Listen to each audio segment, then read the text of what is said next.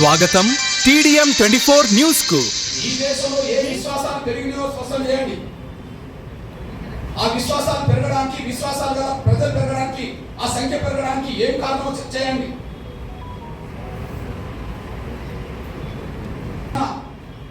ఇస్లాం ప్రపంచాన్ని ప్రభుత్వం చేస్తూ దేశంలో ఉన్నది కదా,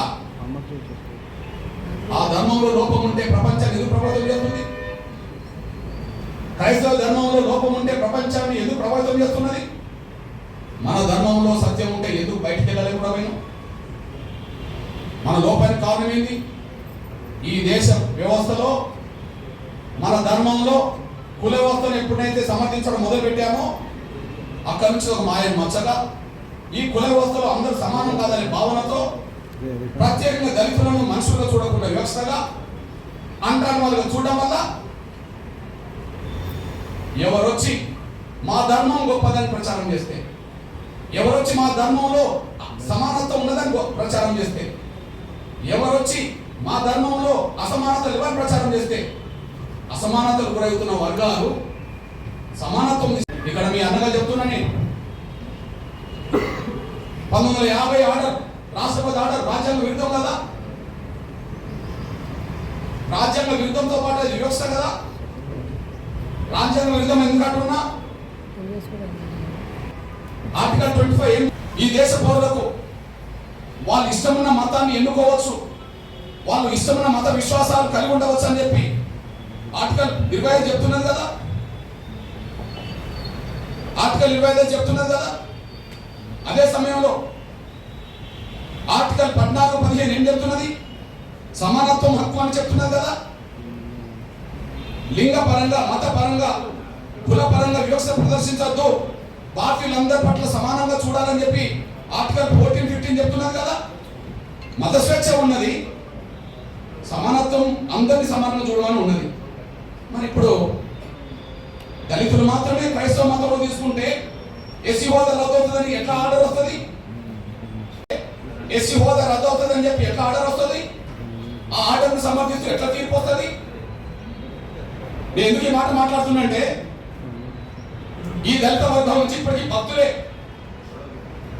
ఈ దళిత వర్గం నుంచి ఎవరైనా క్రైస్తవ మతంలో చేరుకుంటే ఇప్పటికీ భక్తులే.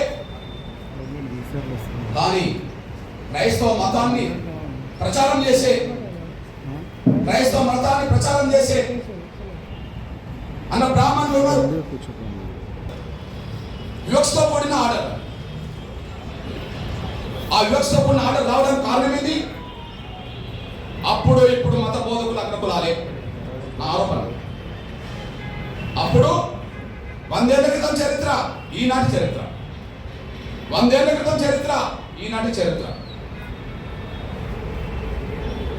దళితులను మతం మార్చుకుంటే వాళ్ళ ఎస్సీ హోదా ఇయ్యాలన్నా వద్ద చర్చ జరిగినప్పుడు, వాళ్ళ ఎస్సీ హోదా ఇయ్యాలన్నా వద్ద చర్చ జరిగినప్పుడు, ఈ దేశంలో మేమందరూ సమానమే, ఈ దేశం వద్దు, మాకు రిజర్వేషన్ వద్దు అని చెప్పి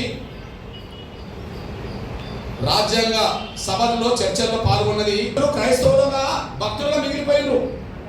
కానీ క్రైస్తవ ప్రచారం చేసింది, క్రైస్తవ మతం సమానత్వంతో కూడుకున్నదని ప్రచారం చేసింది ఎవరని ఉంటే, దేశంలో పేరు గల వాళ్ళు ఎవరని ఉంటే అప్పుడు ఇప్పుడు అగ్రకులాలి. వాళ్ళు మారవచ్చునా? వాళ్ళు మారమని చెప్పవచ్చునా? వాళ్లకు ఈ ఆర్టికల్ ఏదైతే ఈ రాష్ట్రపతి ఇచ్చిన 1950 ఆర్డర్ అయితే వాళ్ళకు వర్తించదా? ఆ చర్చల్లో ఈ దేశ క్రైస్తవ ప్రజలుగా 4 పాల్గొన్నారు. ఈ దేశ క్రైస్తవ ప్రజలుగా 4 పాల్గొన్నారు. ఈ 4లో ఈ కమిటీకి చైర్మనే మీ దృష్టికి తీసుకొస్తున్నా. అల్పసంఖ్యాక వర్గాల సబ్ కమిటీ, అడ్వైజరీ కమిటీ. రాజ్యాంగంలో అల్పసంఖ్యాక వర్గాలకు, దళితులకు, పేద వర్గాలకు ఎలాంటి ఉండాలని చెప్పినప్పుడు అన్న అంబేద్కర్ కూడా ఉంటాడు. కానీ దీనికి చైర్మన్ ఎవరు? ఎవరి తరఫున పాల్గొన్నాడు? ఈ దేశ భారతీయ క్రైస్తవ తరఫున పాల్గొన్నాడు. ఈ దేశ భారతీయ క్రైస్తవ తరఫున పాల్గొన్నాడు. ఎవరైనా బ్రాహ్మణ్. ఓకే, ఇంకొక ఆయన ఫాదర్ జెరోమ్ డిసోజా, ఈయన పాల్గొన్నాడు. ఈయన అగ్రకుల వ్యక్తి. ఇంకొక ఆయన రాజకుమారి అమృత్ కౌర్, ఈమె రాజకుటుంబంలో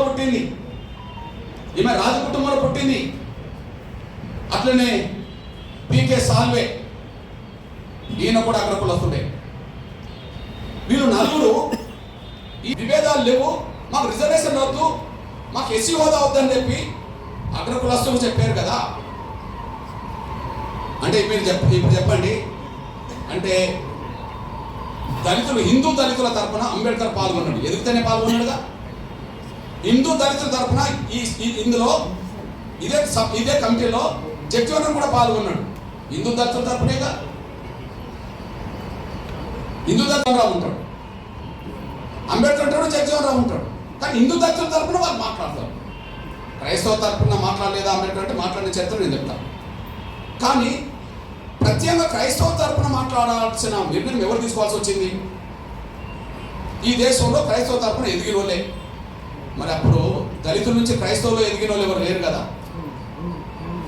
ఆస్థాకి ఎదిగిన వాళ్ళు లేరు కదా, భక్తులుగా మిగిలిపోయిండు కానీ ఒక శక్తులుగా ఎదగలేదు కదా. ఈ నలుగురు కూడా గాంధీ శిష్యులే.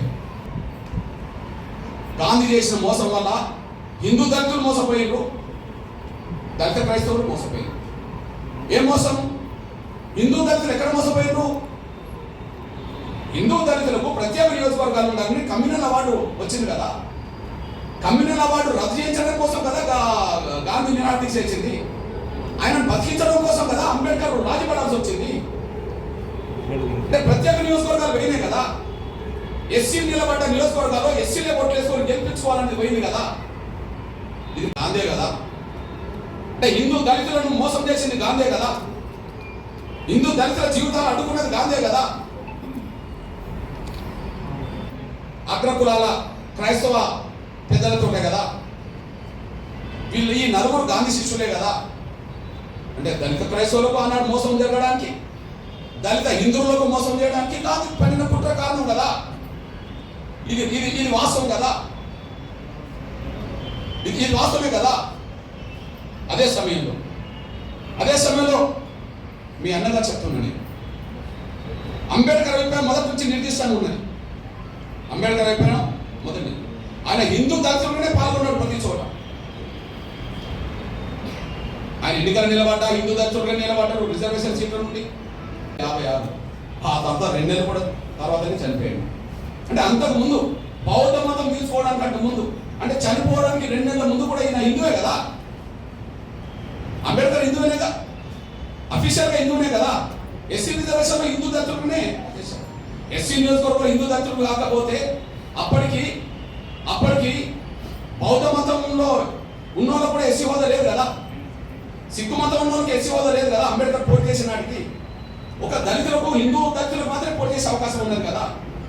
మరి హిందూ దళితులుగా ఆయన అభిప్రాయం చెప్పిండు కదా. మతం మారినంత మాత్రాన కుల వ్యవస్థకు సంబంధించిన అవమానాలు దళితులకు తగ్గవు. ఆయన 2 చోట్ల చెప్పాడు. ఆయన 2 చోట్ల చెప్పి పరిణామాలే కమ్యూనల్ అవార్డు వచ్చింది. ఆ లోదియన్ కమిటీ ముందు ఈయన వాదన చేశాడు. మారిన వాళ్లకు గుర్తింపు రావచ్చునో రాదు, కానీ సమాజం అతన్ని చూసే చూపులో మాత్రం మార్పు రాదు. గ్రామాల్లో దళిత క్రైస్తవులు ఇప్పటికీ అస్పృశ్యులుగానే పరిగణించబడుతున్నారు. వారికి విడిగా శ్మశానాలు ఉంటాయి. ఇది ఎప్పటి మాట? 1932 కంటే ముందు మాట, కమ్యూనల్ అవార్డు కంటే ముందు మాట. అయితే అప్పుడు కూడా ఇట్లాంటి ఉన్నత వర్గాల క్రైస్తవ లీడర్లు మాకు అవసరం లేదన్నప్పుడు ఆయన డీసెంట్ నోట్ రాస్తారు. మీ అభిప్రాయంతో నేను ఏకీభవించట్లేదు అని, మీ అభిప్రాయంతో వేకించట్లేదని చెప్పి లోదియన్ కమిటీ ముందు ఆయన డీసెంట్ నోట్ రాసి ఏమంటాడంటే, అస్పృశ్యతను కేవలం హిందూ మతానికి పరిమితం చేయకూడదు. అస్పృశ్యత వల్ల కలిగే సామాజిక వైకల్యం, సోషల్ డిజాబిలిటీ ఏ మతంలో ఉన్న వారికైనా వర్తిస్తుంది.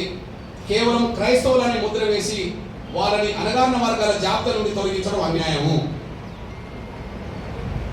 వాళ్ళను అణగారిన వర్గాల జాబితా నుండి తొలగించడం అనేది అన్యాయము. ఇది ఎప్పుడు రాశాడు? ఆర్డర్ రాకముందే రాశాడు. 1950 ఆర్డర్. కానీ ఇది కమ్యూనల్ అవార్డు కంటే ముందు ఆయన డీసెంట్ నోట్ రాశాడు. దళితులు మతం మార్చుకుంటే వాళ్ళ ఎస్సీ హోదా రద్దు చేద్దామని మాట్లాడడం అనేది అది న్యాయం కాదు, అది మంచిది కాదని చెప్పి ఆయన స్పష్టం చేశారు. అంతే మళ్ళీ చెప్తున్నా, ఈ దేశ కుల వ్యవస్థ ముందు మత విశ్వాసాలు కూడా వెనుకబడిపోతున్నాయి. మత విశ్వాసాల కంటే కుల వ్యవస్థకు ఉండబడే దాని మీద ఎక్కువ ప్రాధాన్యత ఉన్నది. కాబట్టి దళితుడు ఏ మతం పుచ్చుకున్నా వాళ్ళు దళితుడినే ఉంటారని చెప్పి ఆయన స్పష్టం చేశాడు. అంతేకాకుండా మీ అన్నగా ఒక విషయం గుర్తు చేస్తున్నాను నేను. సోలాపూర్ సభలో ఎప్పుడు పెట్టినట్టే 1937లో పెట్టిండు. మతం మారడం వల్ల ఆత్మగౌరవం వస్తుందని ఆశించి చివరికి అటు ఆత్మగౌరవం దక్కక ఇటు లౌకికవాద రిజర్వేషన్ కోల్పోయి దళిత క్రైస్తవులు రెండు పడవల మీద ప్రయాణం చేస్తున్నారని అభివర్ణించారు. ఇటు హక్కులు పోయినాయి, ఇటు గౌరవం పోయింది. హక్కులు పోయినాయి, ఇటు గౌరవం పోయింది. దళిత క్రైస్తవులైనంత మాత్రాన ఉన్నత వర్గాల క్రైస్తవులలో పెట్టే సమాధుల కడుగులను పెడతారా? గౌరవం లేదు. అందులో మారిందని చెప్పి హక్కులు పోయినాయి. రెండింటికి చెడిపోయిండు అని చెప్పి, రెండింటికి నష్టపోయిందని చెప్పి డాక్టర్ బాబాసాహెబ్ అంబేద్కర్ మాట్లాడింది. ఇప్పుడు మీ అందరూ చెప్తున్నా, మీకు లేటెస్ట్ ఉదాహరణ చెప్తున్నా. 100 ఏళ్ల క్రితం క్రైస్తవ వ్యవస్థ మీద 100 ఏళ్ల క్రితం ఉన్నత వర్గాల ప్రభావం ఉన్నది. వాళ్ళు ప్రచారకులు, వీరు భక్తులు, అంతే. వాళ్ళు ప్రచారకులు, వీళ్ళు భక్తులు. ఇప్పటికీ 100 ఏళ్ల తర్వాత చరిత్ర చెప్తున్నా నేను. 100 ఏళ్ల తర్వాత చరిత్ర చెప్తున్నా. 99% ప్రభావితం చేసే పెద్ద ఫాదర్ల పేరు, పాస్టర్ల పేరు, బ్రదర్స్ పేరు మీకు చదివి వినిపిస్తాను. ఇలా ఒక్క దళితుడి పేరు చెప్తే నేను 100 ఏళ్ల క్రితం 4 పేరు చెప్పాను. 100 ఏళ్ల తర్వాత 10 మంది పేరు చెప్తాను. ఒక్కసారి ఆ 10 మంది పేరు వినండి. బ్రదర్ అనిల్ కుమార్, వైఎస్ రాజశేఖర్ గారు అల్లుడు. బ్రదర్ అనిల్ కుమార్, వైఎస్ రాజశేఖర్ గారు అల్లుడు. చాలా గొప్ప ప్రచారకుడు, Brahman. Okay,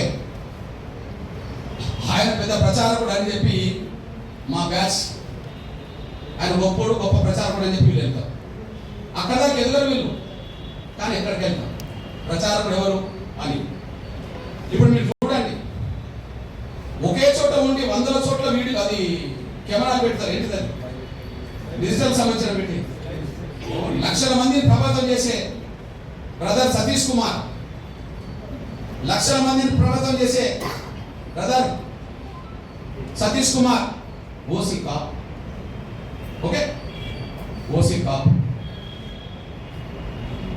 brother KA Paul ప్రపంచ స్వార్థకుడే, మనందరూ తెలుసు. ఇక్కడ నుంచి ప్రపంచ దేశాలకు ప్రభావితం చేసే వ్యక్తి కాప్. Okay, brother John Wesley, brother Rajahmundry కేంద్ర జాన్ వెస్లీ, ఇతను మన మంగళ సోదరుడు, చాలా ప్రభావితం చేస్తున్నాడు. BC. Vijay Paul Reddy, Jayaprakash Paul Brahmana, Jayaprakash Paul Brahmana. Shyam Kishore, pastor Shyam Kishore OC Kamma. Okay, OC Kamma. Stephen Paul, pastor PJ Stephen Paul OC Brahmana. Hosanna ministries John Wesley Kapu. Pastor Shalim Raj BC, pastor Shalim Raj BC. మా దళితుడు ఎక్కడ ఉన్నాడో నాకు అర్థమవుతుంది. వీరు ఈ తెలుగు నేల మీద క్రైస్తవ మత ప్రచారకులుగా వాళ్ళు దేశంలో అంతర్జాతీయ పేరు తెచ్చుకుంటారు. వాళ్ళని నమ్మి సమానత్వం ఉన్నదని చెప్పి వీళ్ళు భక్తులుగా పోతున్నారు. ఇప్పుడు ఈ ప్రచారం చేసిన వాళ్ళకు, ఈ మతంలో చేరండి, మతం గొప్పదని చెప్తున్న వాళ్ళకు 1950 ఆర్డర్ వర్తించదు. 1950 ఆర్డర్ వర్తించదు. వాళ్ళ కులమనే ఉంటుంది. వాళ్ళ కులం ఎవరైతే క్రైస్తవ మతం చాలా గొప్పదని ప్రచారం చేసి దూసుకెళ్తున్నారో, పేరు తెచ్చుకుంటున్నారో, ప్రతి ఆదివారం, శనివారం, శుక్రవారం, ప్రతి రోజు